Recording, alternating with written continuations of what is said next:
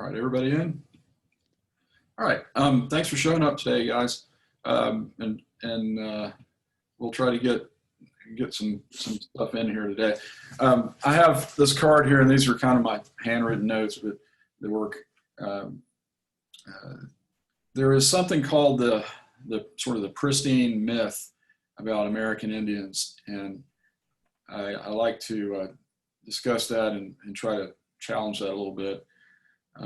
It's it's a piece of American culture, really. The idea that before 1492, North America was this sort of Eden or Edenic place where forests were pristine, the land was untouched, wildlife was abundant, and there were very, very few humans. And those humans who were here were living in complete harmony with the natural environment. I'm not saying that Native Americans didn't live in harmony with their natural environment, but we have to remember Native Americans are humans, and they're not. They worked to survive from their environment, and in doing so, they actually transform their environment in a fairly significant way. So we're going to look at those those landscape transformations that have roots in American Indian occupation of the land. The first, that pristine myth, that idea of American Indians of sort of children of nature, that is a perception that was really accelerated by popular arts in the 19th century, in the middle part of the 1800s. People like Henry David Thoreau, Francis Parkman, George Catlin, artists who were out on the plains recording what they saw. James Fenimore Cooper, what novel is Cooper most known for that would perhaps create a somewhat romanticized perception of American Indians?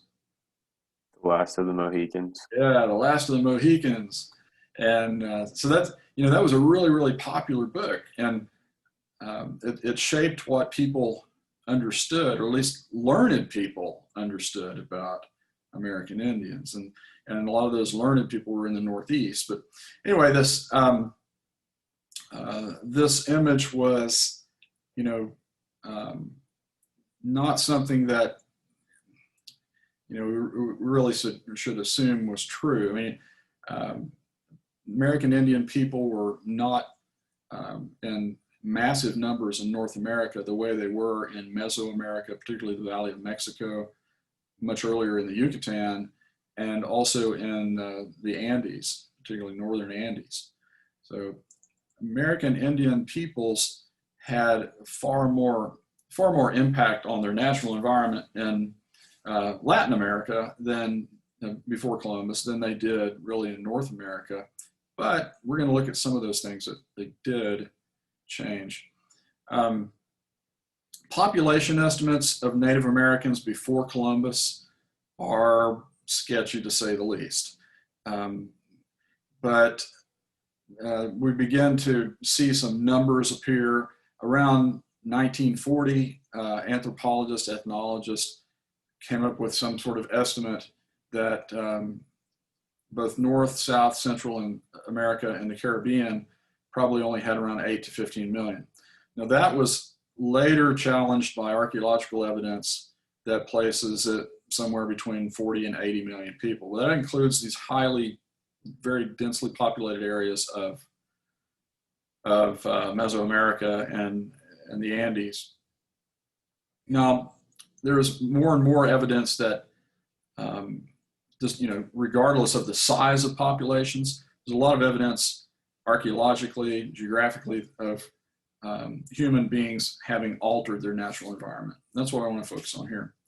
So if we go with a fairly conservative estimate of people from Siberia or people from northeastern Asia arriving around 14,000 years ago, probably earlier, but in the larger numbers, about 14,000 years ago, then we can assume that they were probably hunters and gatherers. They were arriving in the Ice Age, and agriculture just wasn't a possibility at that time. So hunter-gatherer populations coming out of Asia through the Ice Age had a diet that was very different from ours, and that was, that was perhaps a good thing for them in some ways. The sort of the keto diet by force, but it was also it didn't allow them to develop very large populations very quickly. Let's see, I'm gonna have to click on this thing and move it. All right, so what are some examples of this change to the landscape that American Indians brought about? Number one, well, you can see there are four here, four real big slices of evidence or pieces of evidence of landscape modification. Probably the most significant in terms of area was changes in vegetation, changes in patterns of vegetation, and the understory of vegetation. When English settlers began arriving in places like Massachusetts or New England, they often talked about how the forests were different than, they were like parks essentially. They had very little understory, and it looked like they were sort of managed. And we know now that Native Americans all over North America, within forest areas, woodland areas, and grasslands, used fire to their advantage. Fire was part of the natural environment in many places. Here in Oklahoma, for example, fire was just a natural part of the environmental cycle. It burns away understory and improves habitat for wildlife. But in the eastern forests, indigenous peoples did this to improve the browse for white-tailed deer, to improve the ability to hunt and to move, and frequent firings tended to increase the amount of food available for game species, which they depended. So it took different forms in different areas, but the southern forests, which were mostly, a coniferous forest, a pine forest or evergreen forest, was typically fired to maintain this sort of environment. Longleaf pine, for example, have actually evolved to require fire, to drop their pine cones and for their seeds to burst out of the pine cones.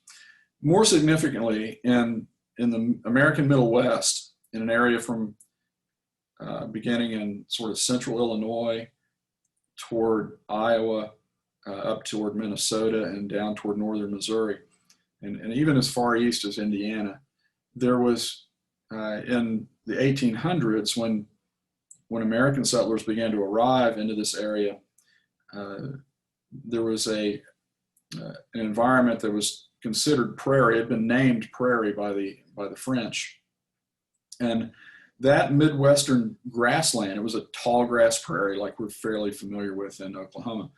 A tall grass prairie stretched across much of that area, and the precipitation in Illinois and Iowa, Indiana, southern Wisconsin, southern Minnesota, those areas have plenty of precipitation to support timber. And so there's a theory that more than likely American Indians had transformed that region using fire into a grassland, or primarily a grassland. All right, well, that you can read some more of those notes, the other things that fire does. So vegetation, especially shaped by fire, is one. The presence of former agricultural plots, what we call Indian old fields, was something that the earliest British settlers not only recognized, but after a while they sought those out to build their settlements. So a lot of the New England towns that were established in the early 1600s branched out to some of those areas that where the American Indians had about 100 years earlier cleared. Had already cleared cleared clearings out of the forests. Other things that we find in other parts of the continent include things like terraces, irrigation systems in the Southwest, even the use of lithic or rock, I guess you would call it mulch. And it's actually called rock or lithic mulch for moving water through a desert environment to irrigate fields, to irrigate cornfields. So agricultural evidence or evidence of American Indian agriculture in many parts of the United States, not just the East, but particularly in the Southwest. Other things, soil erosion. There are areas, especially in Mesoamerica, that had been serious. Of course, we know in Mesoamerica there are very large numbers of people. You probably are familiar with the Aztecs adapting the lake within the Valley of Mexico, using that as an agricultural sort of a man-made agricultural system where they would dump soil into the lake and then grow crops on top of that soil, and so there was no loss of water. And then finally, sort of the most spectacular parts of American Indian, the American Indian presence are those mounds, the mounds that the Mississippian cultures had constructed. And we have a few of them. Cahokia, Cahokia is the one at St. Louis, and archaeologists tell us that at one point, Cahokia was supporting a population of around 38,000 people over an area of about 5.5 square miles, which is a fairly dense population, 5.5 square miles. And at that time, a city of that size, up until about the late 1700s, that would have been really the largest urban area in the present day United States, until like Philadelphia outgrew it. So what is this Mississippian culture? Well, it's a term that scholars have referred to it. Mississippians didn't call themselves Mississippians, but the Mississippian culture is believed to have arisen around, I say, 700 to 900 AD. So what would that be in terms of BP or BCE? About, generally 1100, 1100 years ago, something like that, to maybe like 1300 years ago. So, or 1300 to about 1100 years ago. We're not really sure, but about a millennia ago, we've got this emergence of a sedentary people, and of course, to have sedentary cities and villages and cities, you've got to have agriculture. We've talked a little bit about the development of agriculture, and after that period referred to as the what do we call that period that I talked about yesterday? The Altithermal, right? The Altithermal is that period when we believe that hunters and gatherers sort of began becoming sedentary around water sources and living in situations where agriculture could be developed. Agriculture itself arose in many different parts of the world. We know probably the oldest area of agriculture, well, sort of debate, but Mesopotamia and present-day Iraq was probably the oldest continual area of agriculture. Southeastern Asia was also a very important area. Northeast Asia and China, also an independently invented agriculture. Agriculture in Europe is largely the result of the diffusion of Mesopotamian agricultural traits into Europe. At least that's what most people buy. Agriculture also arose in sub-Saharan Africa, in multiple locations probably in sub-Saharan Africa. But agriculture arose in the New World. It was fairly late compared to the Old World. But interestingly, New World agriculture was incredibly prolific in production of types of crops. All right, move on to another slide here. Cahokia is that one area around St. Louis that, in terms of its time, it's believed to have been arisen around, and I put the dates here as in our present day calendar. So it was growing around the year 1200 AD, and that was, we're not really sure how long it lasted. Generally about 1100 to 1350 is what the estimate is. So it wasn't like an ancient city for its time. It was fairly new, but we believe that that the Mississippian culture was kind of an offshoot of a tradition that came out of Mesoamerica. And the reason I'm discussing it is because the Mississippian culture declined. It began to disappear about the same time that Europeans began to arrive into the Western Hemisphere. But wherever, the Mississippian culture spans a huge area across the present-day United States. It includes over 100 different mounds, agricultural use. There's evidence of agriculture throughout those areas. Here's a map so you can kind of see where this Mississippian area is. Now, you might notice in Oklahoma, there's an area referred to as Spiro. And if you've ever been to Spiro Mounds near like Heavener, over in, I guess LaFleur County. And there were, that was actually probably the westernmost set of Mississippian, a collection of Mississippian artifacts.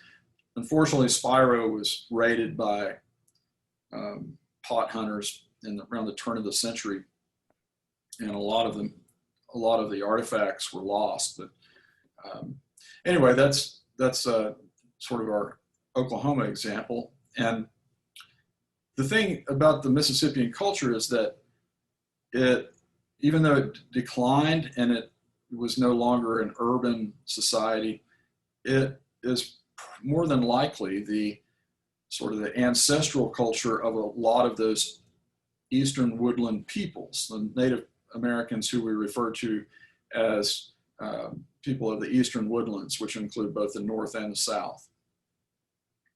So there are also some very old agricultural peoples in the Southwest, but the Mesoamericans arose, and associated with them were a lot of agricultural practices and artwork, and probably religious practices that were connected to Mexico, to Mesoamerica.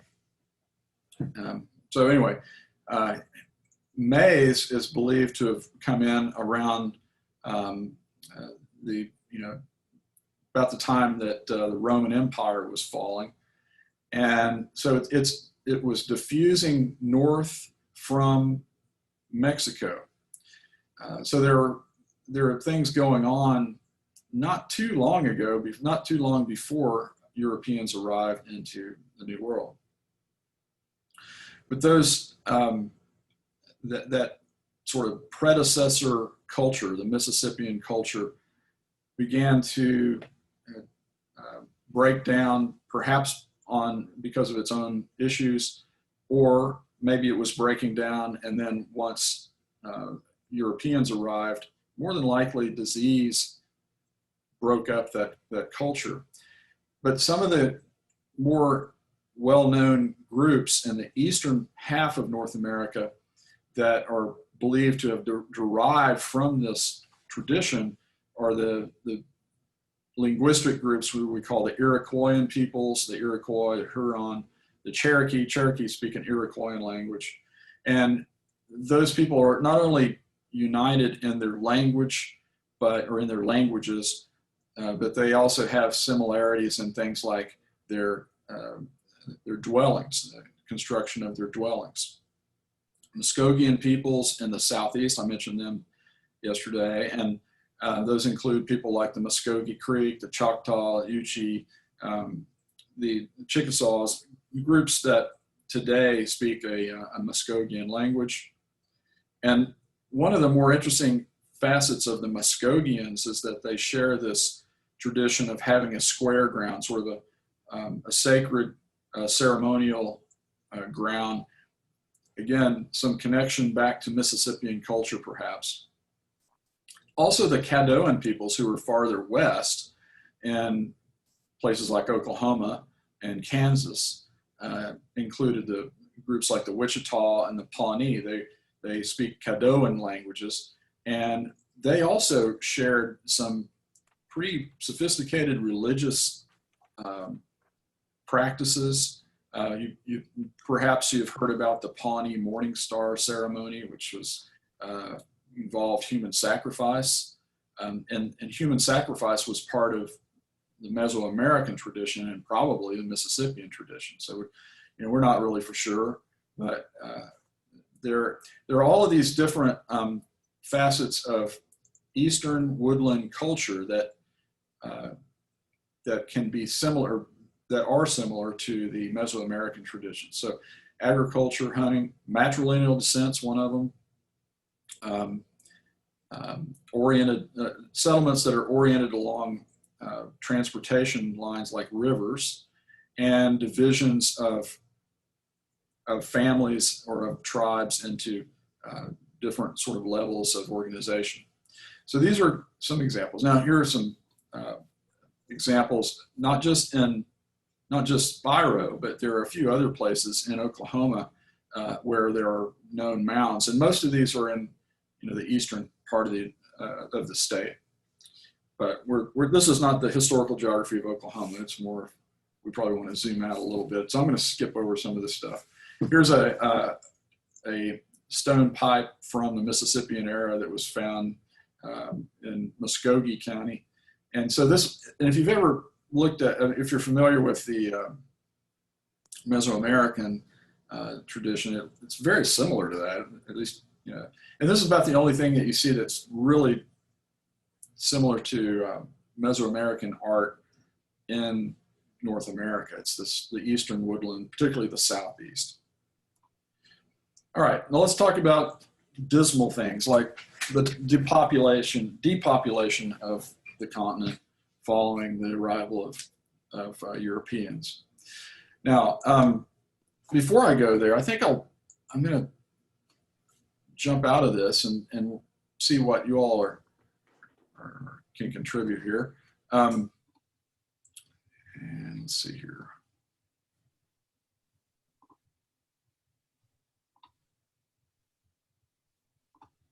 Well,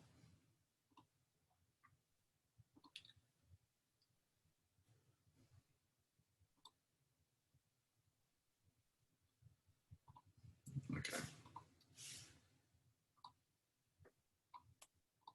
All right. Well, I can see a few of you, a couple of you. Let's if you could unmute. What do you know about this depopulating, or this period of depopulation of American Indians in North America. Is anybody familiar with that story?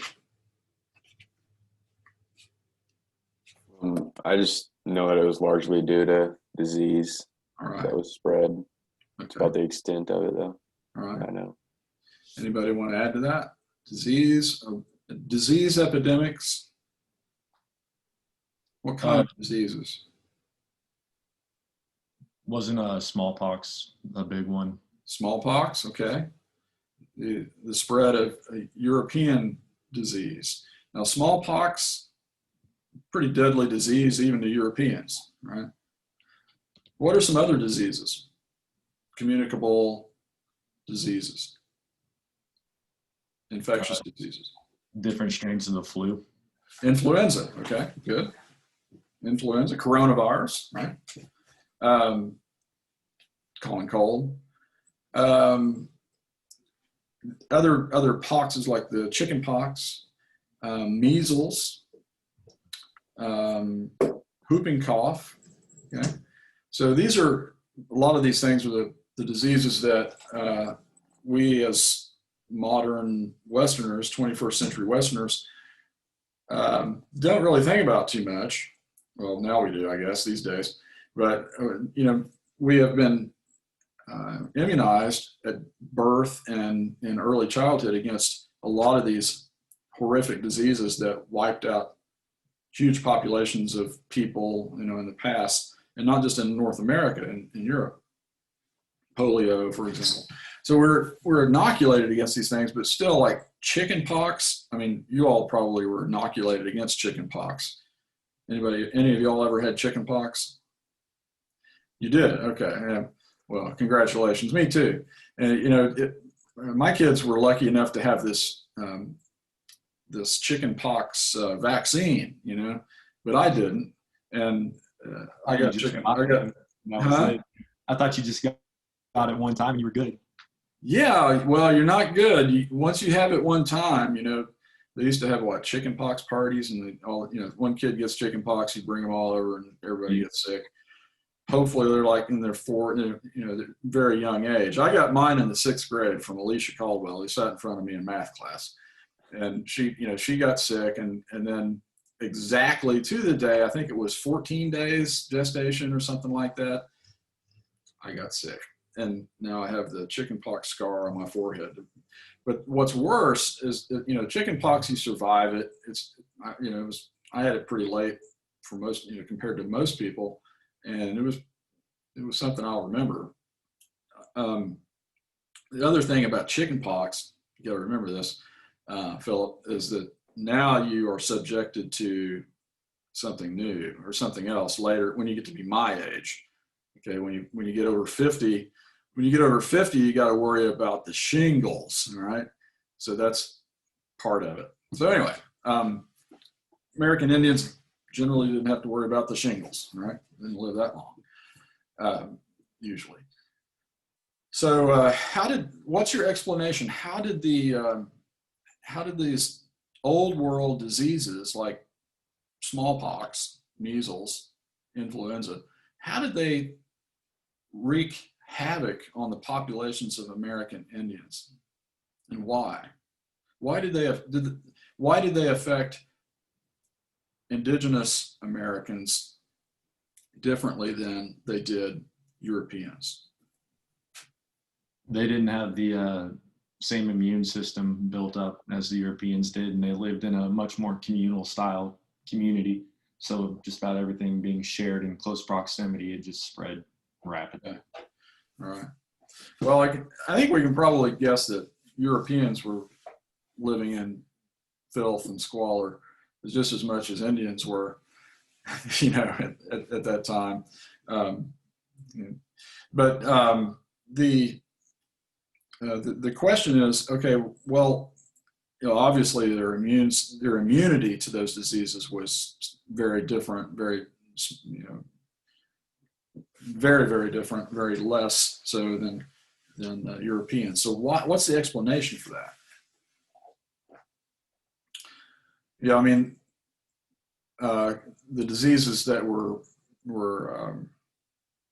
infectious certainly moved quicker among different groups, right? In fact, I've been thinking about this with coronavirus, which I got tested for this morning. The coronavirus, we've practiced and we've learned this idea of social distancing, right? 6 feet away. Well, there were some groups of American Indians that had never experienced these epidemics, and I'm talking about in the 1800s, in the 19th century. There were groups on the Great Plains who had not experienced the same disease episodes that, say, the Iroquois did, or the Creeks did, in the early part of European colonization, let's say in the 1600s. Plains Indians social distanced, and they actually socially distanced when they realized there were diseases. They had a sort of a cultural response to break out, and even when they would gather together, they tended to break apart during certain times of the year and then maybe come back. But they survived a lot of those diseases that were spreading through the populations in the 1500s and the 1600s. So anyway, going back to the topic, what is a good explanation then for the existence or the lack of this immunity? Because they didn't experience the same, right? They didn't experience the development they didn't experience the same mortality the way Europeans did. Europeans were living with these diseases for millennia. Okay, now where did the diseases come from? Especially things like chicken pox and smallpox, measles, I think. A lot of those diseases were the result of close contact with livestock. Okay, and of course we know like coronavirus supposedly had something to do with a bat, right? But it transferred from an animal, non-human, to humans. So a lot of those diseases that wiped out or were continuously hitting Europeans were limited to the old world, to Asia, Europe, and Africa. Because of what? Well, American Indians had come over before agriculture was invented anywhere. So we know agriculture goes back maybe 10,000 years in Mesopotamia, but of course that was a long time after American Indians had arrived. So American Indians never developed enough agriculture and they never had livestock to any degree. So without livestock, they didn't have that same history of disease. Just think if American Indians would have domesticated bison or something, and had a tradition of raising bovines or raising hogs or something, they may have had their own plagues, and Europeans may be the ones who were wiped out by plague. Anyway, these are the sorts of things I like to think about. I don't know. Historical geography is all about, to me, historical geography is really all about the future. So if you like science fiction, you actually would probably like historical geography. Just think what the American Indians would have,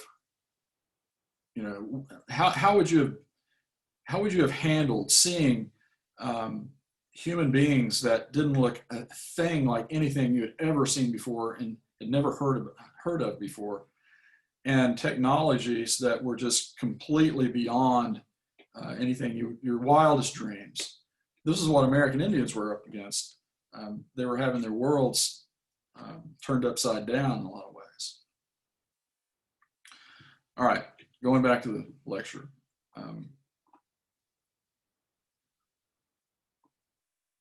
Can you see the screen now? All right. So if we look at population decline, the standard proportion now is about 90% or more of the Aboriginal population in the New World was lost to waves of old world epidemic diseases. And most of those diseases came and hit populations without those populations even knowing about Europeans. So of course, the disease diffused a lot faster than European settlement or even word about Europeans and Africans. I got to remember that. Have you all heard about the entry? How did smallpox arrive into the Valley of Mexico?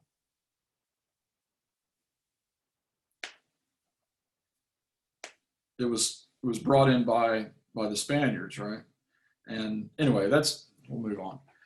So genetic, this card kind of explains that. So about 14,000 years of genetic isolation, no resistance to old world diseases, no history of close contact with livestock, because American Indians had no livestock to speak of. What were the domesticated animals that American Indians had across the hemisphere?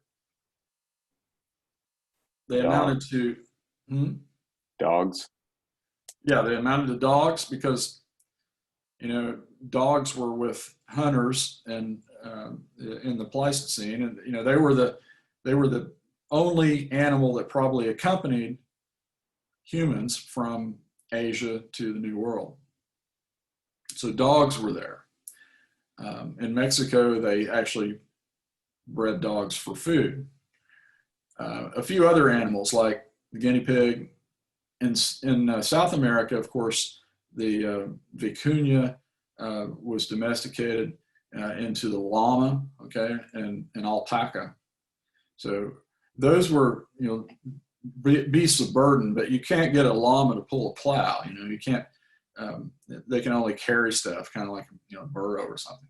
So they had a few livestock, but nothing to speak of in terms of assisting with agriculture. And that's the big one with old world agriculture. Livestock were used to pull plows and to increase the food supply through larger scale agriculture. And of course, to wage war in the sense of horses, right? All right. So I'll let you look at that. The De Soto expedition, which you're probably familiar with from middle school or something, elementary school, Hernando de Soto arrived into the American South and went around for about 4 years before he died, before he was killed. And this is the event that the entry of smallpox into the southeastern, among the southeastern tribes, is usually blamed. And the Mississippians, or at least what was left of the Mississippian culture, was pretty much gone totally by about 1650. So smallpox probably had an effect on the development of tribal groups in the Southeast. They were, related linguistically, but they began to diverge culturally. All right, I'm going to move on here and go to another slide. This is kind of my own rendition of what is kind of assumed in some ways, and what we're looking at is population in millions of people, and if the population of both continents and the Caribbean native peoples were somewhere around 90 million, which is one estimate, then we know that 1492, or at least shortly thereafter, is when epidemic diseases from the old world were introduced into the new world, into that among a significant population of human beings who had no resistance. They were completely vulnerable to those diseases. So, for the most part, you can assume that as disease is diffused, the native population collapsed. This is faster in some places like the Valley of Mexico, and where you have really large numbers. If we only think about North America, though, the introduction of disease, there was a lot of time between the introduction of disease in the early 1500s with the very first exploration parties along the eastern seaboard, which undoubtedly probably brought epidemic disease or introduced some epidemic disease, until there was significant English colonization. And what is significant? I marked it at about 1625 or something like that, with the establishment of Plymouth and farther south in Virginia. So from that point on, up until the rise of sort of significant European populations, we see a kind of a declining population, declining indigenous population from a much larger population. And this would also apply to North America.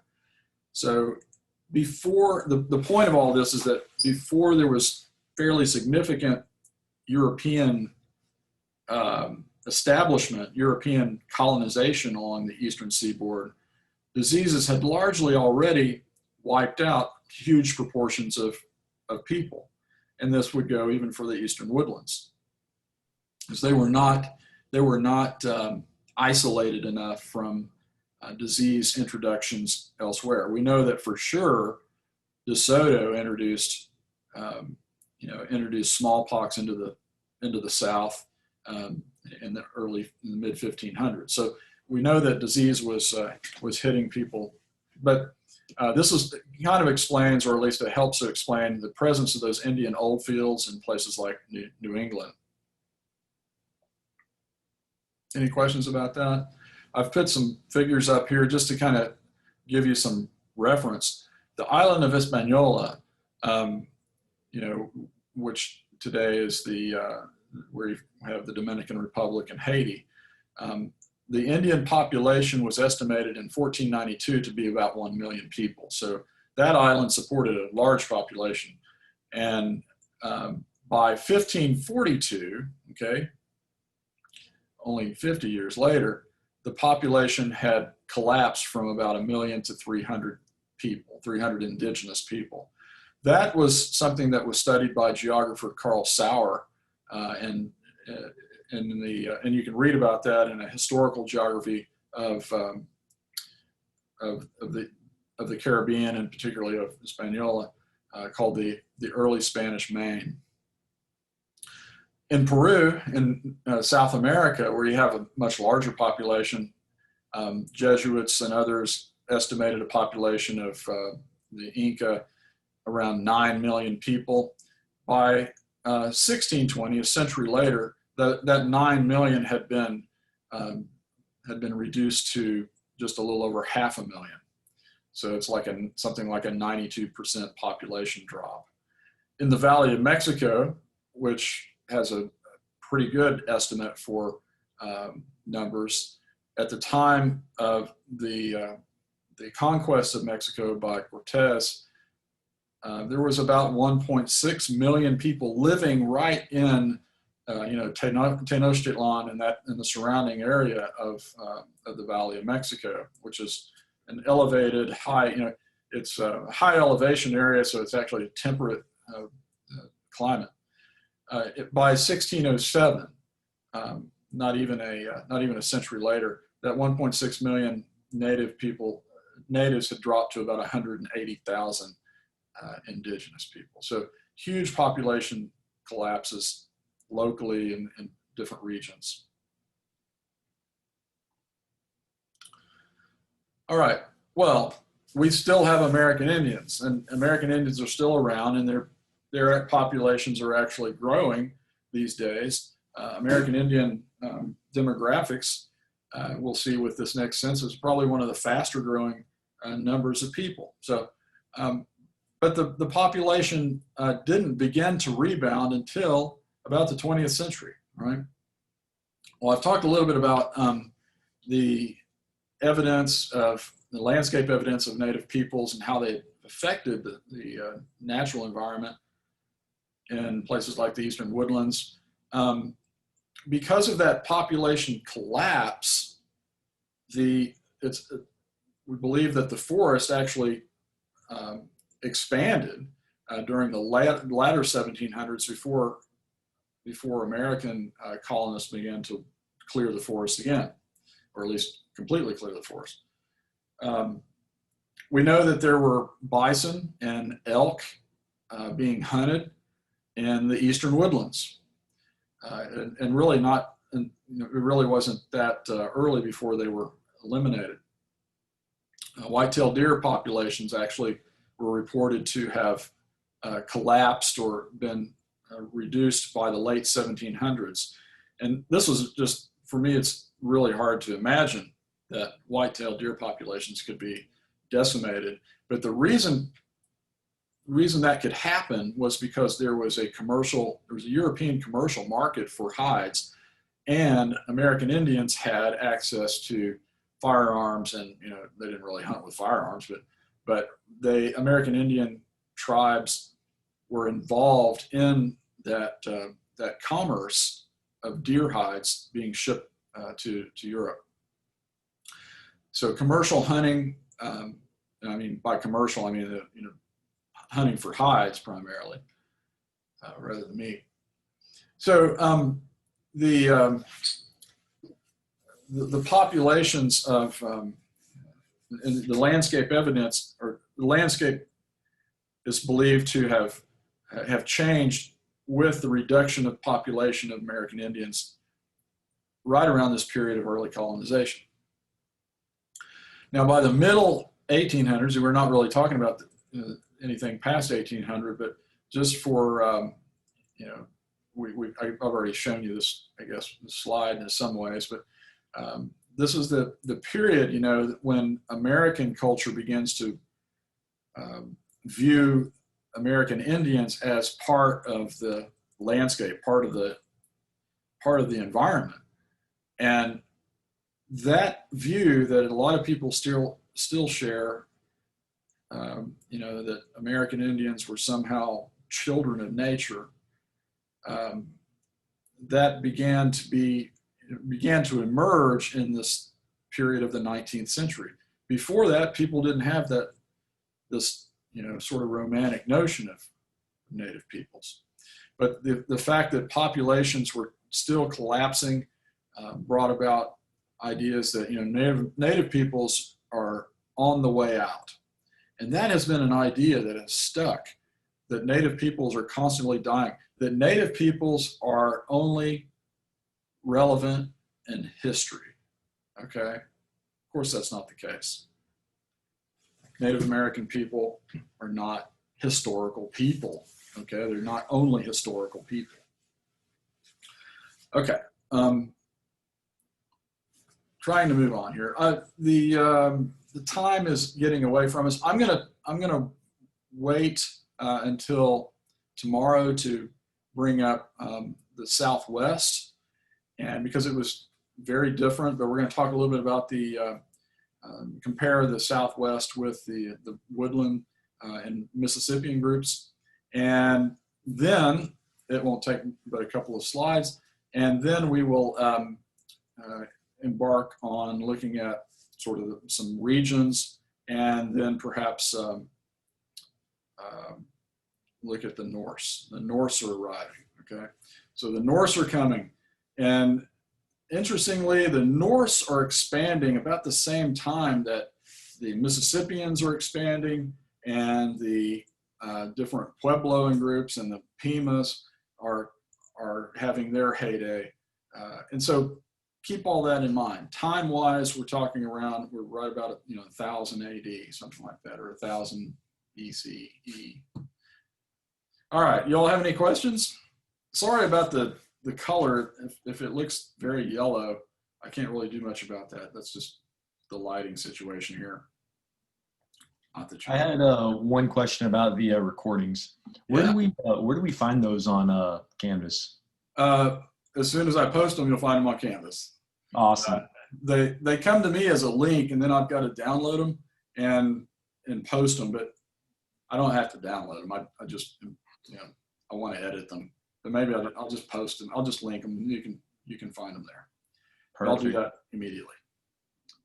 Now I'll get this today. You know, this will come around later, but I'll try to get it up there for you with dates, so you know what you're looking for. Okay. All right, y'all go have some lunch, and I will hopefully see you tomorrow. Thank Thank you. you. Or not.